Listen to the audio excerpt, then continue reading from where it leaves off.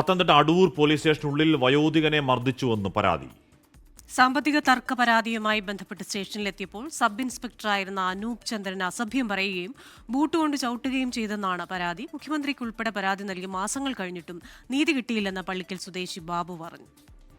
അവിടുത്തെ സ്റ്റേഷനിലെ SI അനൂപ് ചന്ദ്രൻ എന്ന് പറയുന്ന വ്യക്തി കടന്നു വരികയും ജാതീയപരമായും വംശീയപരമായും വ്യക്തിപരമായും സംഘടനാപരമായും ഒക്കെ അധിക്ഷേപിക്കുകയും അദ്ദേഹം ഞാൻ കുറ്റക്കാരനാണെന്ന് വരുത്തി തീർത്ത് അദ്ദേഹം എന്നെ മർദ്ദിക്കുകയുണ്ടായി. പല പ്രാവശ്യം കൈയോങ്ങി അടിക്കാൻ വരികയും പക്ഷേ അത് CCTV അവിടെ ഉണ്ടെന്നുള്ള തിരിച്ചറിവ് കൊണ്ടോ എന്തോ അദ്ദേഹം അത് ചെയ്യാതെ എന്നെ തൊഴിക്കുകയായിരുന്നു. ബൂട്ടിട്ട കാലുകൊണ്ട് എൻ്റെ ഇടത് കാലിൽ തൊഴിക്കുകയും തൽഫലമായി മുറിവ് പറ്റുകയും അന്ന് തന്നെ ഗവൺമെൻറ് ഹോസ്പിറ്റൽ അടൂരിൽ ഞങ്ങൾ ചികിത്സ തേടുകയും പിന്നെ പിറ്റേന്ന് പരാതി കൊടുക്കുകയാണ് ചെയ്തിട്ടുണ്ടാവുക.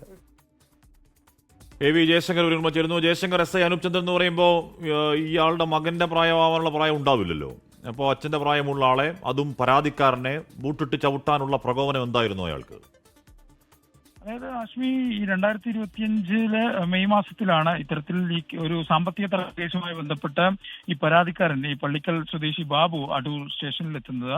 ആ ഘട്ടത്തിൽ പിന്നീട് ഈ പരാതി ഒത്തുതീർപ്പാക്കുകയും പ്രശ്നങ്ങൾ അവസാനിക്കുകയും ചെയ്തു. അതിന് ശേഷമാണ് ഇത്തരത്തിൽ അന്ന് ഈ അടൂർ സ്റ്റേഷനിലെ SI ആയിരുന്ന അനൂപ് ചന്ദ്രൻ ഇത്തരത്തിൽ മർദ്ദിച്ചെന്നും ജാതി അധിക്ഷേപം നടത്തിയെന്നൊരു ആക്ഷേപം നിലവിൽ ഈ ബാബു ഉന്നയിക്കുന്നത്. ഈ സംഭവവുമായി ബന്ധപ്പെട്ട് മുഖ്യമന്ത്രിക്കും ഒപ്പം തന്നെ നിയമസഭാ പെറ്റീഷൻ കമ്മിറ്റി, ഈ പട്ടികജാതി പട്ടികവർഗ കമ്മീഷൻ ഉൾപ്പെടെയുള്ള അതോറിറ്റികൾക്കെല്ലാം തന്നെ ഇദ്ദേഹം പരാതി നൽകുകയും ചെയ്തിട്ടുണ്ട്. പക്ഷേ ഈ പരാതി നൽകുമ്പോഴും ഈ വിഷയത്തിൽ ഇതുവരെ ഒരു നടപടിയും ഉണ്ടായിട്ടില്ല എന്നാണ് ഈ പള്ളിക്കൽ സ്വദേശി ബാബു എന്തായാലും പറയുന്നത്. ഈ അനൂപ് നിലവിൽ സർവീസിൽ തുടരുന്നൊരു ഉദ്യോഗസ്ഥൻ കൂടിയാണ്.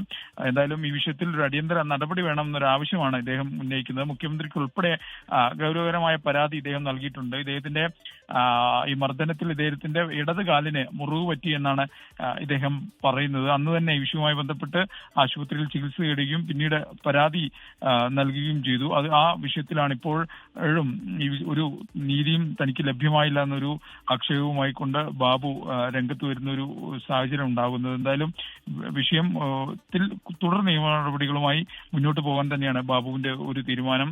കാരണം ഇദ്ദേഹം ഒരു റിട്ടയർഡ് ബാങ്ക് ജീവനക്കാരനൊപ്പം തന്നെ ചില സാമുദായിക സംഘടനകളുമായി ബന്ധപ്പെട്ട് പൊതു ഇടത്തിൽ പ്രവർത്തിക്കുന്ന വ്യക്തിയും കൂടിയാണ്.